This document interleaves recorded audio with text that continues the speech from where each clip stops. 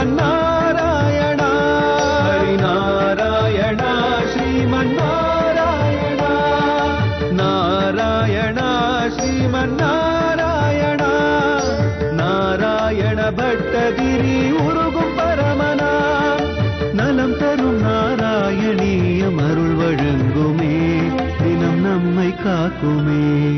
கோதண்டம அஸ்ருணம் சுகந்தி விசிகம் சக்ராப்ஜபாசங்குசமோ ஹைமீம் வேணுலதாம் கரைச்சததமோ சிந்தூரபுல்சாருணமோ கந்தர்வாதிக சுந்தரம் ஸ்மிதமுகம் கோபங்கண வேஷ்டிதமோ கோபாலம் சததம் பஜாமி வரதமோ திரைலோக்ய ரக்ஷாமணிவோம். உயர்ந்த நாராயணியத்தினுடைய 15வது தசகத்தினுடைய 7வது ஸ்லோகத்திலே கபில கீதையில தன்னுடைய தாயாரான தேவகூதி கேட்ட கேள்விக்கு ஒரு கர்ப்பவாசத்துல ஒரு குழந்தை எவ்வளவு கஷ்டப்படுறது, அதை சுமக்கக்கூடிய தாயாருடைய 10 மாத கஷ்டங்கள் என்னன்னு உபதேசம் பண்ண ஆரம்பிச்சிருக்காருன்னு நாம சிரவணம் பண்ணிட்டு இருக்கோம். அதே சந்தர்ப்பத்தில் நாம் இப்போது தரிசித்துக் கொண்டிருக்கக்கூடிய திருக்கோயில் உங்களுக்கு கவனத்தில் இருக்கும். அஷ்டபுஜ பாலமதன கோபால சுவாமி திருக்கோயில். இது சேலம் மாவட்டத்தில் வாழைப்பாடி தாலுகாவில் அமைந்துள்ளது. சேலத்திலிருந்து வாழைப்பாடி சுமார் 36 கிலோமீட்டர் தூரமும், வாழைப்பாடியிலிருந்து பேலூர் என்று சொல்லக்கூடிய இந்த திருக்கோயில் அமைந்திருக்கக்கூடிய இடம் சுமார் 6 கிலோமீட்டர் தூரத்தில் அமைந்துள்ளது. இந்த வேலூரில் குடிகொண்டிருக்கக்கூடிய இதோ அஷ்டபுஜ பாலமதன கோபால சுவாமி திருக்கோயிலில் அவருடைய மூலமூர்த்தியினுடைய திவ்ய தரிசனத்தை அடைய இருக்கின்றோம். அதற்கு முன் அந்த விமானத்தை தரிசிக்கின்றோம். விமானத்திலே காண கிடைக்காத ஒரு காட்சி. நாராயணியத்திற்கு பொருத்தமாக குருவாயூரிலே குருவாயூரப்பன் எவ்வாறு சேவை அளிப்பாரோ அதே போன்று நின்ற திருக்கோலத்திலே திருக்கோயிலிலே சுதை வடிவத்திலே குருவாயூரப்பன் நமக்கு காட்சியை அளிக்கின்றான். அது மட்டுமா, பாண்டுரங்கன் ருக்குமாயனுடைய ஒரு திவ்ய தரிசனத்தையும் அடைகின்றோம். பாண்டுரங்க பக்தர்கள் சுதை வடிவத்திலே, நரசிம்மர் அமர்ந்த திருக்கோலத்தில், மகாவிஷ்ணுவும் அமர்ந்த திருக்கோலத்தில், இதோடு ஒரு விசேஷமான தரிசனம். சில நாட்களுக்கு முன்னால் நாம் வடதேசத்திலே பூரியிலே நாம் அனுபவித்த ரத யாத்திரையை கண்டு மகிழ்ந்த மன்னன் இங்கு மகாராஜாவாக பூரி ஜெகநாதனாக அழகாக சுபத்ரை பலராமனுடன் குடும்பத்துடன் சுதை வடிவத்திலே நமக்கு காட்சி அளிக்க வராகமூர்த்தியினுடைய திவ்ய தரிசனத்தையும் அடைந்து ராஜகோபாலனாக கையிலே சாட்டையை வைத்துக் கொண்டு பசுமாடு கன்றுகுடன் நமக்கு காட்சி அளிக்கக்கூடிய விமானத்தினுடைய திவ்ய தரிசனத்தோடு இதோ மூலமூர்த்தியினுடைய சன்னதியை நோக்கி நாம் நகர்ந்து விட்டோம். அங்கு ஒரு சுதை வடிவத்திலே மூலவர் எவ்வாறு அங்கு காட்சியை அளிக்கின்றாரோ அதே பாவத்திலே இங்கு சுதை வடிவத்திலே நமக்கு பகவான் காட்சியை அளிக்க அவர்களை கடந்து துவாரபாலகர்களையும் கடந்து இதோ மூலவருடைய திவ்ய தரிசனம், காண கிடைக்காத தரிசனம், அழகான திருமுக மண்டலம். அது மட்டுமா, இவரிடத்திலே நாம் தரிசிக்கும் போது பார்க்கக்கூடிய ஒரு விசேஷம், சாதாரணமாக மகாவிஷ்ணுவுக்கு இருக்கக்கூடிய 4 திருக்கரங்கள் இங்கு மற்றொரு மடங்காக 8 திருக்கரங்களாக இங்கு பிரதிபலிக்கக்கூடிய ஒரு ஆச்சரியம். நம்மை காப்பாற்ற 4 கைகள் போராது என்று 8 திருக்கரங்களோடு காட்சியளிக்கக்கூடிய அஷ்டபுஜ வேணுகோபாலன் ஒவ்வொரு திருக்கரங்களிலேயும் ஆயுதங்கள் ஆபரணங்களை இங்கு தாங்கிக் கொண்டிருக்கின்றானாம். என்ன அவை? ஒரு திருக்கரத்திலே சங்கு, மற்றொன்றிலே இதோ சக்கரத்தை தரிசிக்கின்றோம். 3வது 4வது கைகள் இரண்டும் சேர்ந்து நீண்ட புல்லாங்குழலை அரவணைக்கக்கூடிய வேணுகோபாலனுடைய திருக்கரங்களாகவும் மதன வேணுகோபாலனாகவும் நமக்கு காட்சி அளிக்கின்றது. 5வது கையானது பத்மம் என்று சொல்லக்கூடிய தாமரையை கையிலே ஏந்தி கொண்டிருக்கக்கூடிய தரிசனம். 6வது திருக்கரம் மன்மதனுக்குரிய கரும்பு வில்லை, அந்த கரும்பை அழகாக கையிலே வளைத்துக் கொண்டிருக்கக்கூடிய கோபால சுந்தரையினுடைய அழகான ஒரு ஸ்வரூபம். அது மட்டுமா, மழு என்று சொல்லக்கூடிய மறு கதை ஆக இது இரண்டையும் 7, 8வது திருக்கரங்களிலே தான் தாங்கிக் கொண்டு அஷ்டபுஜத்தோடு சேவையை அளிக்கக்கூடிய பகவானுடைய அழகான திருமுக மண்டலத்தையும் தரிசிக்கின்றோம். தான் வாசிக்கக்கூடிய புல்லாங்குழலை தானே ரசிக்கக்கூடிய மூடியும் திறந்தும் கிங்கினி வாய் செய்த தாமரை பூ போலே செங்கன் சிறுசிறிதே விழித்திருக்கக்கூடிய கண்களுடைய தரிசனம், உயர்ந்த கிரீடம், கர்ணபத்திரம், ஒரு திருவடி மேல் மற்றொரு திருவடியை தாங்கி வைத்துக் கொண்டிருக்கக்கூடிய வேணுகோபாலனுடைய வேஷம், அதே திருவடியின் கீழ் ஒரு புறத்திலே பசுவும் கன்றும் மற்றொரு புறத்திலே பசுவும் காளையுமாக பகவானுடைய திருமேனியை திவ்யமாக நோக்கி வாத்சல்யத்தோடு சேவித்துக் கொண்டிருக்கக்கூடிய அழகான பாவத்தோடு இருக்கக்கூடிய இந்த சுவாமியினுடைய ஒரு புறத்திலே வலதுபுறம் ருக்மிணி பிராட்டி நின்ற திருக்கோலத்திலே கையிலை தாமரை புஷ்பத்தை இடது திருக்கரத்திலே ஏந்தி இருக்க, மற்றொரு புறத்திலே சத்யபாமா பிராட்டியானவள் தன்னுடைய வலது கையிலே நின்ற திருக்கோலத்திலே தாமரை புஷ்பத்தை ஏந்து கொண்டிருக்க, ருக்மிணி சத்யபாமா சமேதனாக வேணுகோபால சுவாமி அஷ்டபுஜங்களோடு நமக்கு திவ்ய தரிசனத்தை அளிக்க, அதே ஆனந்தத்தோடு கபில கீதையை கேட்பதற்கு தயாராகிவிட்டோம். இதோ நாராயண பட்டத்திரியும் கபில வாசுதேவனுடைய சொல்லாக சொல்ல ஆரம்பித்து விட்டார். குருவாயூரப்பா, யுவதி ஜடர கிருணாம் ஜாதபோதோப்ய கண்டேகே பிரசவ கலித போதகாம் பீட்டஜோல்லங்கியபால்யோகம். அம்மா, ஒவ்வொரு குழந்தைக்கும் கர்ப்பத்துல ஒரு நரக வேதனை, தாயாருக்கு ஒரு மறுபிறப்புன்னு சொல்லக்கூடிய இன்னும் ஒரு பிறவியா அடையிறா. இதுக்கெல்லாம் காரணம் பூர்வ ஜென்மத்துல பண்ண ஒரு கர்ம வினைகளால மனசாந்தி இல்லாம இந்த ஒரு பாவமானது ஏற்படுறதுமா. அப்ப ஒவ்வொரு குழந்தைக்கும் நீங்க கேட்டாலே ஆரம்பத்திலேயே அந்த ஞானத்தை கொடுக்க கூடாதான்னு, அதுக்கு ஆரம்பத்திலேயே ஏற்படக்கூடிய அளவுக்கு எங்கேந்து வருது? பூர்வ ஜென்மத்துல பண்ண கர்ம வினைகளால. அம்மா, ஒவ்வொரு மனுஷனும் புண்ணியத்தை பண்ணி இருந்தா சொர்க்கத்தை அடையறான். அந்த சொர்க்கத்துல அவன் அனுபவிக்க வேண்டிய சுகங்கள் தீரும் வரை அவன் அனுபவிக்கிறான். பாவத்தை பண்ணி இருந்தா அவன் நரகத்தை அடையறான். நரகத்துல நரக வேதனைகள், அதுவும் ஒரு கால அளவு தான். அவன் பண்ண பாவங்கள் முடிஞ்ச உடனே சொர்க்கத்திலேருந்தோ நரகத்திலேருந்தோ அங்க இருக்கக்கூடிய ஆசாமிகளால் இந்த ஜீவனானவர் மறுபடியும் நீ பிறக்க வேண்டியதுன்னு பூலோகத்துல தள்ளப்படுறாமா. அப்படி தள்ளப்பட்ட ஒரு ஆத்மா, ஒரு ஜீவனானது எங்க வந்து விழுறது தெரியுமா? யுவதி ஜடர கிருணாம் ஜாதபோதோப்ய கண்டேகே. பெரிய வேதாந்த விஷயம் கபில கீதையில. நாம எப்படி கீழே இறங்கினோம்னு எவ்வளவு சுருக்கமா சொல்லிட்டார் பாருங்க. அப்படி தள்ளப்பட்ட ஜீவன் மேக மண்டலத்துல வந்து விழறானா. அத மேக மண்டலத்துல எதோட கலக்கிறான்னா, மழை பெய்யக்கூடிய தண்ணீரோட அந்த ஜீவனானது கலக்கிறதுமா. அப்ப அந்த தண்ணீர் கலக்கப்பட்டு மழை பெய்யும் போது அது பூமியில விழுறது. தண்ணியோட அந்த ஜீவன் விளைச்சே அங்க இருக்கக்கூடிய விவசாய பயிர் பச்சைகள் இருக்க, அந்த தானியத்தோட இது கலக்கிறது. அந்த தானியத்தை எடுத்து ஒரு புருஷன் சாப்பிடுறான். அந்த புருஷனிடத்துல போய் அது ஆகாரமாக சேர்றது. அந்த புருஷனிடத்திலிருந்து அதே ஜீவனானவன் ஒரு ஸ்திரீனுடைய கர்ப்பத்துல போய் சேர்றது.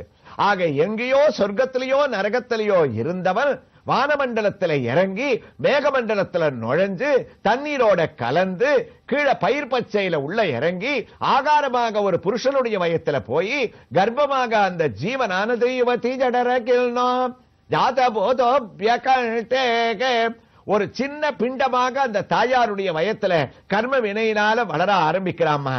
அப்ப அவனுக்கு வளர ஆரம்பிச்ச உடனேயே முழு பரிணாமம் வந்துடுறதா? கால அளவு 10 மாசம்னு ஒரு கணக்க வச்சிருக்கோம் இல்லையா? அப்ப அந்த 10 மாசத்துல 1 திங்களின் உற்றிடும் புல்தலை, சென்ற திங்களில் 2 திரை, துன்றுகின்ற சுடர் பவள கிளை வென்ற செங்கையும் கால்களும் மேவுறோம். என்ன அழகா சொல்றார் பாருங்க. இப்ப நம்ம சொன்னது செவ்வை சுடுவாருடைய தமிழ் பாகவதம். நாராயண பட்டத்திரி சமஸ்கிருதத்துல யுவதி ஜடர கிண்ணோ ஜாதபோதோப்ய காண்டே. ஒவ்வொரு சிசுவுக்கும் அந்த ஜீவன்ல கர்ப்பத்துல அடப்பட்ட உடனே முதல் மாசத்திலேயே தலையானது வரதான். தலை முதல் மாசத்துல அம்மா நான் கொடுத்துடுறேன். 2வது மாசத்துல கால் கை இதெல்லாம் வாசுதேவனான மகாவிஷ்ணுவான நான் அந்த சிசுவுக்கு கொடுக்கிறேன். 3வது மாசம் வளர ஆரம்பிக்கிறது. அப்ப 3வது மாசத்துல நகங்கள், முடிகள், தோல், எலும்புகள், கண், காது, மூக்கு முதலிய இந்திரியங்கள் எல்லாத்தையும் அம்மா 3வது மாசமே நான் கொடுத்துடுறேன். மயிர் நகங்கள் மறி இத்திங்கள் 3 செயிரில் கண் செவி மூக்கு செவியுறும் இயலோ ஈரிரு திங்களின் எல்லையில் பயில் பலவவாய்க்கும் பலவகை தாதுவே. அம்மா 3 மாசத்துல ஒரு கிட்டத்தட்ட ஒரு உருவம் வந்துடுறது. தலை வந்துடுறது, கால் வந்துடுறது, கை, கண், காது, மூக்கு, தோல், எலும்பு எல்லாம் வந்தா கூட அதுக்கு ஒரு முழு உணர்வு வரதில்லை. அப்ப 4வது மாதத்துல சப்ததாதுன்னு ஒரு சிசுவுக்கு தேவை. அந்த சப்ததாது இல்லைன்னா மனிதன் பிறந்ததுலேருந்து இயங்கவே முடியாது. அந்த 4வது மாசத்துல கொடுக்கிறேன். 5வது மாசம் வரச்சே இதுக்கு எல்லா விதமான அங்கங்களும் முளைச்சதுனால இதுக்கு உயிரை கொடுக்கிறேன். அப்ப அந்த உயிரை கொடுத்த நான் அந்த உயிருக்கு தேவையான பசி தாகத்தை கொடுக்கிறேன். அம்மா அப்ப இது என்ன பண்றது தெரியுமா? ஜடரக்கிருணோம் ஜாதபோதோப்யகல்டே. பசிக்கு இதுக்கு எங்க போகும்? ஆகாரம் எங்க இருக்கு? தங்க அம்மா என்ன சாப்பிடுறாளோ, தான் வாய்க்குள்ள தன்னுடைய வயத்துல கர்ப்பத்துல எதை தள்ளுறாளோ, அது உப்போ புளியோ காரமோ, அது சுவை இருக்கோ துவர்ப்பா இருக்கோ, எப்படி இருக்கோ அதுல தாக்கு பிடிச்சுண்டு ஒரு 6 மாசத்திலேயே அதனால வரக்கூடிய துன்பங்கள் அந்த காரத்தையும் தாக்கு பிடிக்க முடியாம இப்படி அப்படியும் தவிச்சு அந்த ஜீவன் பசியாலையும் தாகத்தாலையும் அம்மா சாப்பிடக்கூடிய அந்த நீரை தானும் பாதியாக பருகிண்டு அஞ்சனப்பெடும் திங்கள் அடைந்தொடி துஞ்சல் என்று சுடு பசி தோன்றும் எஞ்சம் என்று இயன்மதியாரினில் பஞ்சி போலுமோர் பையனில் அகப்படும். செவ்வை சுடுவார் சொன்னார், இத்தனோண்டு பைக்குள்ள அவ்வளவு கஷ்டமா இருக்கு. அந்த கர்ப்ப பையில முதல்ல வளர ஆரம்பிக்கச்சே அந்த பை போதுமானதாக இருந்தது. வளர வளர அந்த கையை காலு தலை உயிர் பசி இவ்வளவு வந்த போது அந்த பைக்குள்ள தான் எப்படா கிழிச்சுன்னு வருவோம், இதுக்குள்ள தாங்க முடியலையேன்னு அம்மா இது கவலைப்படக்கூடிய சமயத்துல 6 மாதத்தினுடைய தன்மைகளை உங்களுக்கு நான் இப்ப சொன்னேன். ஒவ்வொரு மாதமும் முதல் மாதத்துல தலை, அப்புறம் 2வது மாதத்துல கால் கை, 3ல நகங்கள் முடிகள் தோல் எலும்பு கண்ணு காது மூக்கு, 4வது மாசத்துல சப்ததாது, 5வதுல அதுக்கு உயிர் பசி தாகம். இத கொடுத்த நான் அம்மா 6 மாசம் ஒரு குழந்தைக்கு வரச்சே முழு உருவம் வந்துடுறதுமா. அந்த ஒரு மனிதனான உருவம் அதுக்கு வந்துடுறது. அப்ப அந்த 7வது மாசம் கபில வாசுதேவனுடைய தத்துவம் நமக்கு இப்போ விஞ்ஞான உலகத்துல மருத்துவத்துல அதிசயத்தக்க விஷயங்கள்லாம் கபில வாசுதேவனை பார்த்து பலவிதமான மருத்துவர்கள் ஆச்சரியப்படுறாளாம். நாம இப்ப ஸ்கேனிங் எடுத்துதான் ஒவ்வொரு மாசத்துல என்ன வளர்ச்சின்னு கண்டுபிடிக்கிறோம். இப்ப ஸ்கேன் எடுத்து சிசுவை கண்டுபிடிக்கிறதுல என்ன இருக்கோ அதெல்லாம் அப்பவே கபில வாசுதேவன் தான் உபதேசத்திலேயே சொல்லியிருக்கார், என்னுடைய படைப்புல இதெல்லாம் இருக்குன்னு. அப்ப 7வது மாசம் என்ன ஆறுது? முழு உருவமானது கிடைத்து ஜாத போதோப்யகல்டே பிரசவ கலித போதகா பீட்டஜோல் லங்கியபால்யம். அந்த 7வது மாசத்துல பகவான் புத்தியை கொடுக்கிறான். கபில வாசுதேவன் சொன்னா, இது வரைக்கும் நான் அந்த பிரெயினை கொடுக்கல, மூளையை கொடுக்கல, 7வது மாசம் கொடுத்துடுறேன், காதுக்கு கேட்கிற சக்தியை கொடுத்துடுறேன், இது இருக்கிற ஆகாரத்தை வாயில போட்டு அம்மா சாப்பிடறத இந்த சிசு சாப்பிட்டு இருக்கு. அப்ப 7வது மாசம் என்ன ஆறுது தெரியுமாமா? வெளியில நாம என்ன பேசுறோமோ என்ன சொல்றோமோ அதெல்லாம் வெளியில நடமாடக்கூடிய மனிதர்களுக்கு காதுல விழக்கூடிய ஆற்றலை விட என்னால் உருவாக்கப்படக்கூடிய சிசுவுக்கு 7, 8, 9வது மாசங்கள்ல 100 மடங்கு அதை உள்வாங்கக்கூடிய ஒரு சக்தியை ஜாத போதோப்யகல்டே பிரசவ கலித போதகம். என்ன ஆச்சரியம் பாருங்க, 7, 8 மாசம் ஆயிடுத்துன்னா ஒரு குழந்தைக்கு நாம வெளியில பேசுறதெல்லாம் 100 மடங்கு அதிகமா கேட்குமா. அதனால தான் நம்முடைய இந்து தர்மத்துல ஒரு பிரசவிக்கக்கூடிய பெண் வீட்டில் இருந்தா 7வது மாசத்துல இருந்து அனாவசியமான பேச்சுக்களை பேசக்கூடாது, குடும்பத்துல யாரும் சண்டை போடக்கூடாது, தகாத வார்த்தைகளை பேசக்கூடாது. இத பேசினா அது உள்வாங்கிண்டா அதையே ஞாபகம் வச்சுண்டு வளர்ச்சி அப்படியே தான் இருக்குமா. நல்ல விஷயங்களா பேசணும்னு அம்மா ஒரு ஞானத்தை கொடுக்கணும்னு சொன்னா ஒரு மனுஷன் அந்த குடும்ப தாயால இந்த மாசத்துல அடையணும்னு உபதேசத்தை தொடர்கிறார். ஆச்சரியமான ஒரு விஷயங்கள். இவ்வாறு இந்த சிசு 10வது மாசம் பிறந்து அது வளரக்கூடிய ஒரு வைபவங்களை எல்லாம் இந்த ஒரே ஸ்லோகத்துல சொல்ல போறார். செவ்வை சுடுவாரும் தமிழ்ல அழகா வர்ணிக்க போறார். இந்த வைபவங்களை எல்லாம் எவ்வாறு தொடர்கின்றார் என்ற ஒரு ஆச்சரியங்களை கபில கீதையை இங்கு எழுதொருளி இருக்கக்கூடிய அஷ்டபுஜ மதன வேணுகோபாலனுடைய திவ்ய ஹாரத்தியோடு அவரிடமிருந்து உத்தரவு பெற்றுக்கொண்டு மற்றும் ஒரு ஸ்ரீகிருஷ்ணனுடைய ஆலயத்தில் அவனுடைய திவ்ய தரிசனத்தோடு தொடர்ந்து கேட்கலாம். ஸ்ரீ கிருஷ்ணாய துப்யம் நமக.